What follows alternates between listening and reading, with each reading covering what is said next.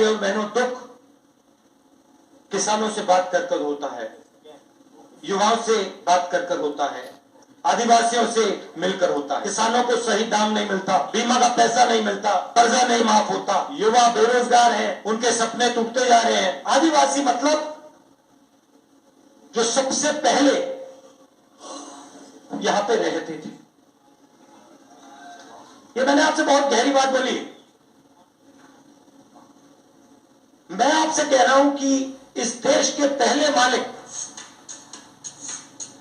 आप हो। नमस्कार, जनमानस विवेचना में आपका स्वागत है। मैं हूं अमलेंदु भूषण खां। गुजरात विधानसभा चुनाव अब जोरों से जोर पकड़ता जा रहा है। वहां आज सोमवार को इसे सुपर सोमवार कहा जा सकता है। प्रधानमंत्री नरेंद्र मोदी, कांग्रेस के नेता राहुल गांधी और आम आदमी पार्टी के संयोजक और दिल्ली के मुख्यमंत्री अरविंद केजरीवाल तीनों ही गुजरात के विभिन्न क्षेत्रों में जमे हुए रहे, डटे रहे। राहुल गांधी सूरत और राजकोट में उन्होंने रैलियां की, जबकि नरेंद्र मोदी कई जगह 4 रैलियां की। अरविंद केजरीवाल ने भी रोड शो किया और लोगों के बीच अपनी उपस्थिति दर्ज कराई। आप तो जानते ही हैं, 182 सीटों वाले विधानसभा के लिए 1 और 5 दिसंबर को गुजरात में मतदान कराया जाएगा। प्रधानमंत्री नरेंद्र मोदी लगभग 8 दिनों तक गुजरात के दौरे पर रहेंगे, जबकि कांग्रेस के नेता राहुल गांधी भारत जोड़ो यात्रा को कुछ दिनों के लिए ये विराम दे करके वो गुजरात में रैलियां और जनसभाओं को संबोधित करने गए हैं। अब अरविंद केजरीवाल वहां पहले से ही डटे हुए हैं। अभी तक जो वहां से रिपोर्ट आ रही है और वहां के जो पत्रकार बता रहे हैं, उसके अनुसार भाजपा के लिए सबसे बड़ी मुश्किल की बात है उनके बागियों का। भाजपा के 21 बागी चुनावी मैदान में डटे हुए हैं, जो कि भाजपा के लिए घातक साबित हो रहा है। इतना ही नहीं, निर्दलीय उम्मीदवार भी काफ़ी संख्या में भाजपा के लिए ये नुकसानदायक साबित हो रहा है। अब देखना है जो कौन किस करवट बैठता है, ऊंट किस करवट बैठता है।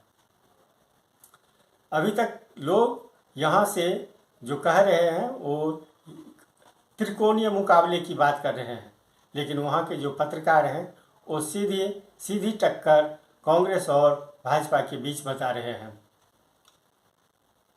अगर हिमाचल में भी आम आदमी पार्टी अरविंद केजरीवाल अपना ये दमखम पहले तो खूब दिखाए थे, लेकिन इन वक्त चुनाव के समय वो वहाँ से गायब हो गए और फिर वहाँ दिखे ही नहीं।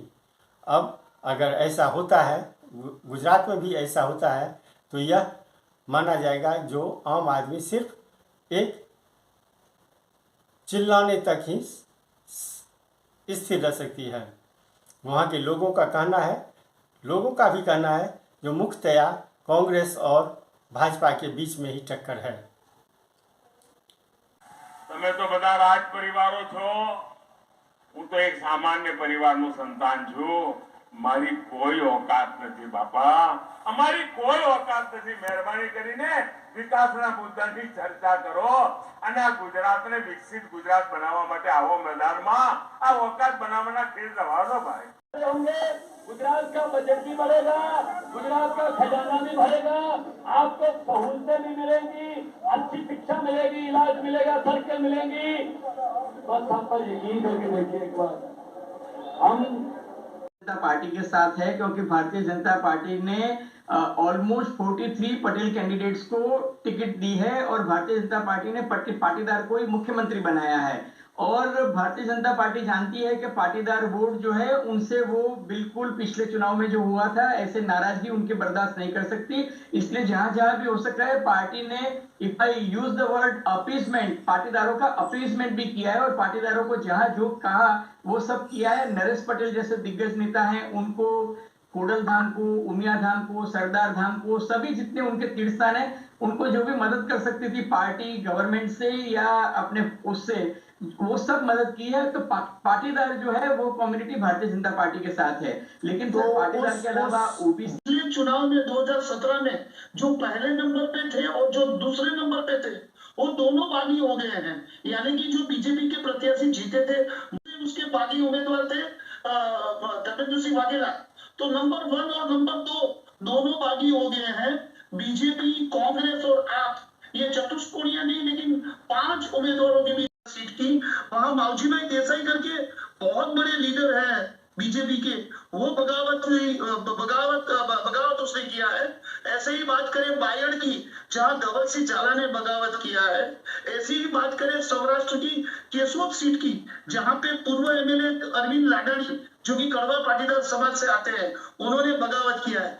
ऐसी बगावत हम पत्रकारों ने पहले बीजेपी में नहीं देखी थी और अमित भाई आए और उसने बहुत ही सख्त तेवर अपनाए। उसके बावजूद भी ये 6 या 7 सीट पे बगावती तेवर ऐसे ही देखने को मिला है। तो एक तरफ से अगर नुकसान हो रहा है तो दूसरी तरफ से कहाँ फायदा होगा, तो वो रणनीति भी उन लोगों ने अख्तियार की है। और जब वो टारगेट 140-150 से चलते हैं तो उसको उन लोगों ने जो रणनीति अख्तियार की है, तो एक जगह से सीट जाएगी तो दूसरी जगह से वो लोग सीट निकल पाएंगे। ये जो 6-7 बड़ी सीट पे बगावती कैंडिडेट्स खड़े हैं वो बीजेपी के छोटे मोटे लीडर नहीं है, बड़े लीडर हैं। जैसे कि केशोद में अरविंद लाडानी खड़े हैं, वो कड़वा पाटीदार समाज से आते हैं और कड़वा पाटीदार समाज जो है वो बीजेपी के साथ बहुत सालों से जुड़ा हुआ समाज है।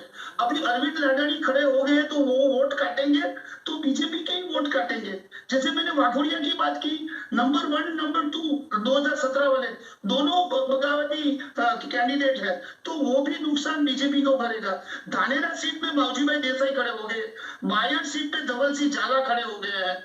और दूसरी मैं एक बात बताऊं कि सूरत में कांग्रेस जो 4-5 सीट है उसमें डायरेक्ट कहीं पिक्चर में नहीं है। सूरत की सारी सीटें जो है कामरेज, वराछा रोड, कारंज, ये जो सीटें हैं वो बीजेपी की सीट है। अगर वहां पे 1-2 सीट आम आदमी पार्टी ले जाती है तो ओवरऑल पिक्चर्स में हमको ऐसा लगता है कि बीजेपी को नुकसान हो सकता है।